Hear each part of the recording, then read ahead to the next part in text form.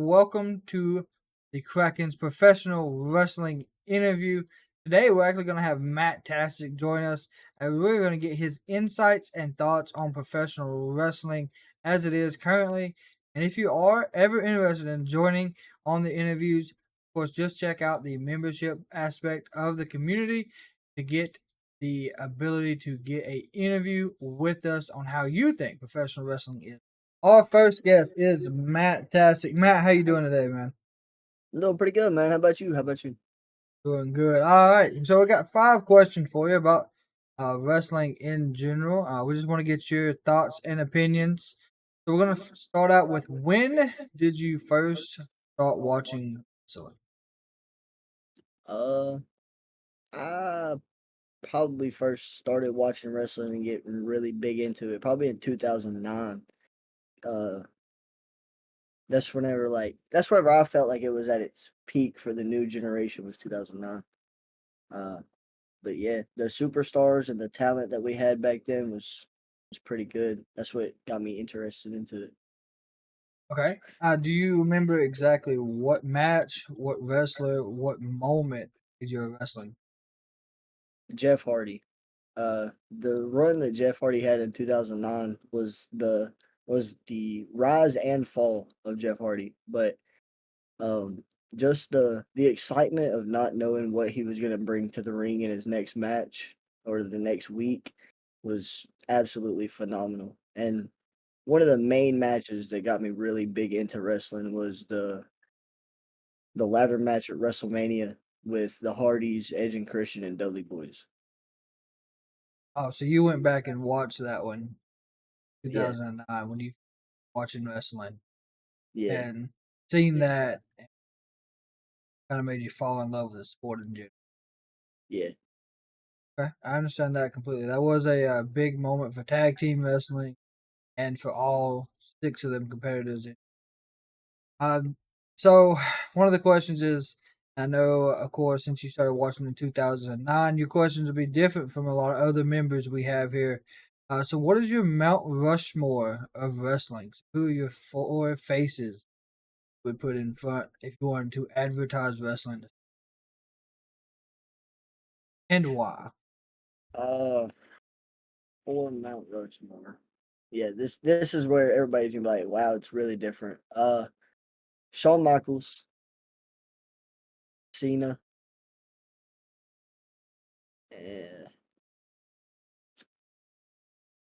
Undertaker, and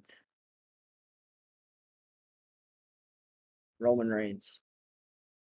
Okay, so Roman Reigns. why Shawn Michaels?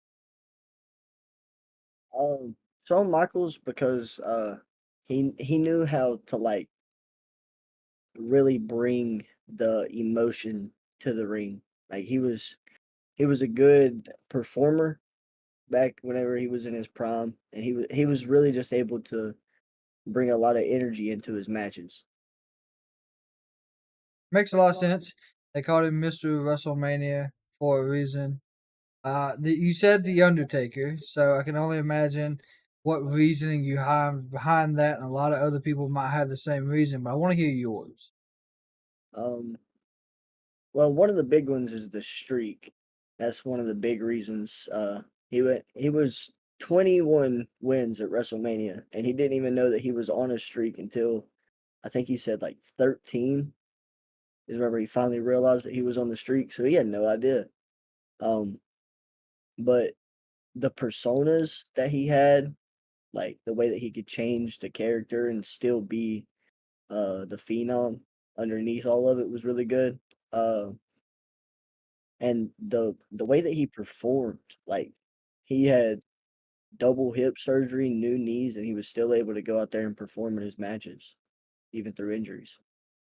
It makes sense for you to also say John Cena. 2009 was like John Cena's biggest run, and in my opinion, as well. So I want to hear your insight. Was you one of them John Cena fans at a young age? Oh yeah, I growing up, John Cena was a hero for sure to me. there was one match that really put me over the top to where I started liking John Cena. It was a little later than when I started. It was like 2015 during his feud with Rusev, where he had finally beat Rusev for the US title after losing it to him on Rusev's debut on Raw in an open challenge. And he beat him with the STF in a submission match. That's what really set me over the edge for John Cena. Now, when you say Roman Reigns, that was your last one that you added in. So Yeah. obviously you acknowledged him as tribal chief at some point, or was you the big dog Roman Reigns fan? Where did the love Roman Reigns really start for you? Um it whenever he was the big dog in the Shield, he was one of the main ones that I liked. Him coming out and whenever he had to relinquish the Universal Championship due to his leukemia coming back up. It's like it showed that like outside of professional wrestling, these people are still real people. And he came out and he said his real name, told the universe what was happening to him and why he had to step down. And that gave me a lot of respect for him to come out there and go out of character for that. But with the recent of what is happening with the WWE, after Roman had lost the title, I'm a huge Cody fan, but after Roman lost the title, it seemed like SmackDown got dull and like there just wasn't a lot of going on, nothing like that. And the way that like he was right about once he was gone, it wasn't going to be the same. So that just we miss Roman, man, for sure. Yeah, I know that's one of the big things right now is, during his documentary he done, he said, "When it's over, you're gonna miss me," and 100% the crowd truly misses Roman Reigns. They want him back. I think now more than they ever did. Even when he was the big dog, they tried forcing us to be Roman Reigns fans when he was the big dog. You had The Rock help him win the Royal Rumble. He beat the Undertaker in Orlando. They force fed us Roman Reigns at every WrestleMania. For I think 4 or 5 consecutive years it felt. And I think when he came back from his leukemia, that's when it wasn't like it was force fed. The love for Roman truly there. Like you said, that was one. Yeah. Um the the Royal Rumble where they had changed from it being whoever won the Royal Rumble goes to WrestleMania to fight in the main event. But it was Roman had the title and he had to defend it against 29 other people in the Royal Rumble. That's what really like made it feel like they were force feeding us Roman Reigns. Like Yeah, at that point, they were just shoving it down our throats. yeah. And I think if I remember correctly, Triple H is the one that walked out with that. Yeah, He entered came at out. number 30. So, next question for you. This one might be a little more complex for you. What is your dream match that you would want to see happen if could happen? A dream match. Gosh, man. Um,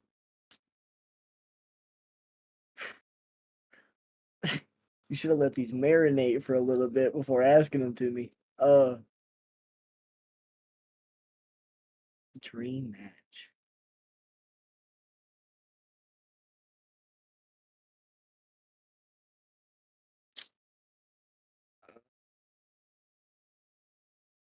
Prom Roman versus Prom Hulk Hogan. You talking bloodline version of Roman Yeah, versus Hogan of the late Hogan's prom. his Like, prime yeah, before NWO and before his departure WWF in that through the Macho Man era yeah, and all that. yeah. That way, because we have two superstars, one from the present, one from the past, but they were completely two.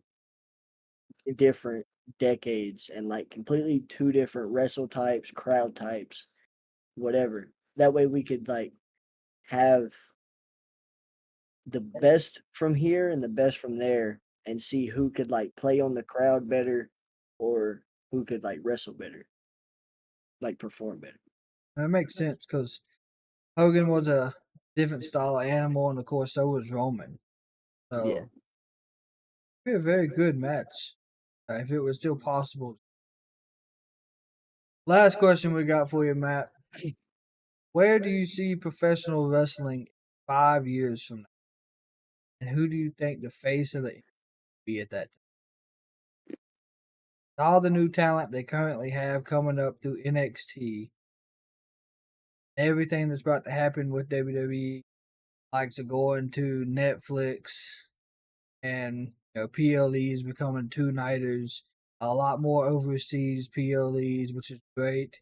What do you think we can see everything 5 years? Uh I think in 5 years with the new deals and stuff that's happened here recently and the new deals that are getting ready to happen and probably more to come, I think it'll be at its best ratings it's seen since probably in ever. Like it's probably gonna be the next 5 years are probably gonna be the best years for the industry or the business in general that we've seen. Because you've got talent on WWE that's coming up and it's amazing. You've got talent that's still there that's amazing. You've got talent in different brands that is really good. They're performing well every night. I don't watch the other brands, but for everybody that does, you know. And but for the face of the WWE, um, Hank, on Raw Gotta think or about it though. Got like the people like Trick Williams who's still on NXT.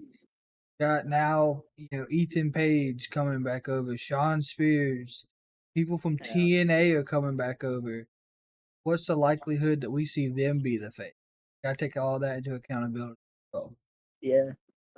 I know the face that we're probably gonna see on Raw for a little bit is probably gonna be Gunther. And now I'm not saying for the next 5 years Gunther's gonna become what the tribal chief or anything like that was. The title reign's not gonna be anything like that, but Gunther could be a big face for the WWE to have. Um, honestly, with the new talent coming up and the people that are transitioning over or the brand deals are happening, it's hard to like even pick because there's just so much talent that has the potential to be at the top and be the face of the company. I agree. I mean, overall, like you said with Gunther, I 100% agree with you there. And you gotta think, I say 5 years. You're not sure if it'll happen 5 years like it was with the tribal chief, but 5 years goes by fast. Yeah, Gunther's just now getting his title shot. He could win it, and we could see him champion. He was Intercontinental Champion for 666 days. yeah, terrible number for them to end on, but yeah, I mean, he was over a year, working close to two. So it's very possible, even if he's not champion, he could be the main front runner. How Punk used to say it, on the cups, on the seats, on the banners. It could be yeah, Gunther running ship for quite a while. yeah, it really could be. Yeah, honestly, with the way that they're doing it right now, if they are actually able to push Jey Uso any further than he already has over the crowd, Jey Uso could be a face for a long time to come. Could very easily could be. If they push and guide him correctly, he could take it over in a heartbeat. I mean, he already has a lot of it, but I don't know. They got to give him an opportunity at one of those titles, a fair opportunity. Yeah, at some point we got to see, like you said, he's got the crowd behind him. Um, but they've done the same thing with LA Knight. Crowds behind him, they love him, but we're not seeing no action coming out of it. Yeah, they, yeah, yeah. I don't. I don't know, man. Like you say a whole lot of the times, we don't get paid to think. We don't get paid to create. But If if anybody anybody out out there, there is listening, trust and believe we want to see Jey Uso and LA Knight eventually get a run at that title. Either one of absolutely. them. Well, Matt Tastic, I appreciate you coming on today and being our first member here with the Kraken's Wrestling interview. I hope you had fun. Oh Um, yeah. I, we look forward to having you back down the line with a little more deeper dive into professional wrestling. With that Yes. being said, if you are interested in becoming the next member that does get a wrestling interview, whether it be for the WWE or any other promotion, of course, just check out the community membership tab on how to join. Until then, Kraken's over and